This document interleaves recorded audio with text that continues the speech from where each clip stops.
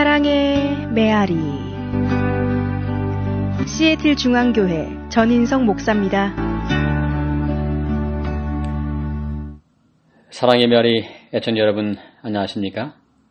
오늘은 원망과 시비가 없이 하라는 제목으로 말씀을 드리겠습니다. 원망이란 무슨 뜻일까요? 원망과 가장 가까운 단어는 불평이라는 단어일 것입니다.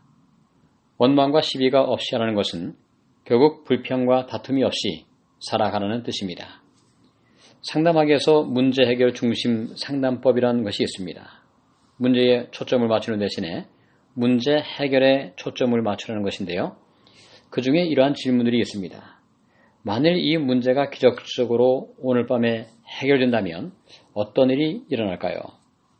오늘 저도 이러한 질문을 드려보겠습니다. 우리의 인생에서 불평 혹은 원망과 다툼이 순식간에 사라진다면 어떻게 될까요? 아마도 우리의 행복지수는 당장 상승 곡선을 그리게 될 것입니다. 지금 행복을 느끼시는 것보다 10배는 더 높은 행복을 느끼며 살아갈 것입니다. 아담과 하와가 에덴 동산에서 죄를 지으면서 나타낸 첫 번째 현상은 원망하는 것이었습니다. 하나님께서 주신 저 여자가 제게 이 선악과를 주어서 먹었습니다. 아담은 이 마속에서 여자를 주신 하나님과 자신에게 선악과를 준 하와를 동시에 원망하고 있는 모습이죠. 그리고 저 여자란 말 속에는 다툼의 모습도 보입니다. 손가락질을 하는 것입니다. 그때부터 사람의 마음속에는 원망과 불평의 정신이 본능이 되어 버렸습니다. 하나님께서 애굽에서 종살이하던 이스라엘 백성들을 기적적으로 구출해 내셨습니다. 뒤에는 당대 최고의 애국 군대가 추격을 하고 있고 앞에는 홍해가 가로막혀 있던 상황에서 문자적으로 진퇴양난의 상황에서 하나님은 홍해를 갈라지게 하셔서 이스라엘 백성들을 구원하셨습니다. 밤에는 불기둥으로 낮에는 구름기둥으로 그들을 인도하셨고 하나님은 만나를 내리셔서 배고픔을 해결해 주셨습니다. 하지만 성경 민수기서를 읽어보시면 이스라엘 백성들은 끊임없이 원망하고 불평하는 습성에서 벗어나지 못하고 있습니다. 가데스 바네아에서 가나안 땅에 정탐을 갔던 12명이 돌아와서 그들이 본 것을 보고할 때 10명의 부정적인 보고를 듣고는 백성들이 불평을 하기 시작합니다. 그러면서 이렇게 말합니다. 차라리 광야에서 죽는 것이 좋겠습니다.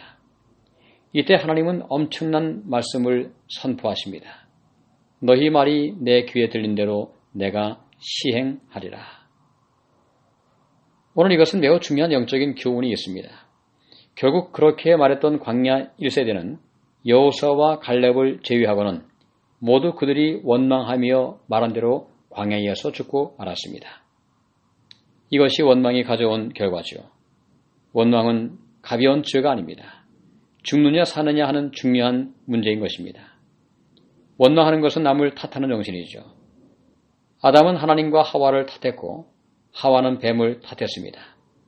남 탓을 하는 것이 원망의 정신이기도 합니다. 그의 많은 경우에서 문제는 상대방에게 있는 것이 아니고 나에게도 있을 수 있다는 사실을 인식하면 원망과 탓하는 정신, 다툼의 정신이 사라지게 될 것입니다.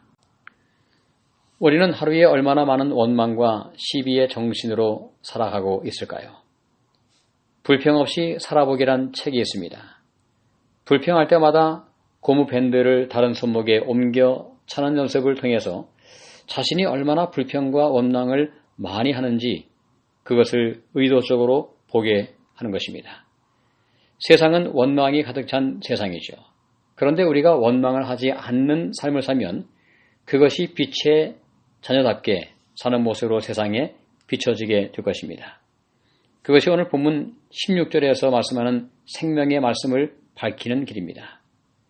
생명의 말씀은 말로 밝히는 것이 아니고 무슨 일을 만나든지 원망하지 말고 오히려 그 일 속에 담긴 하나님의 섭리를 기억하며 여전히 감사할 때 우리가 믿는 생명의 말씀을 밝히 세상에 드러내는 좋은 방법이 될 것입니다. 이렇게 기도할 수 있다면 좋겠습니다. 하나님 아버지, 제 속에 있는 뿌리 깊은 원망과 다툼의 정신을 이길 수 있도록 도와주시옵소서. 이 귀한 기도를 하나님은 기뻐하실 것이며 응답하여 주실 것입니다. 감사합니다. 지금까지 시애틀 중앙교회 전인성 목사의 말씀을 들으셨습니다. 오늘 말씀에 대한 문의나 신앙 상담이 필요하신 분들은 253-736-4211로 해주시기 바랍니다. 사랑의 메아리를 마칩니다.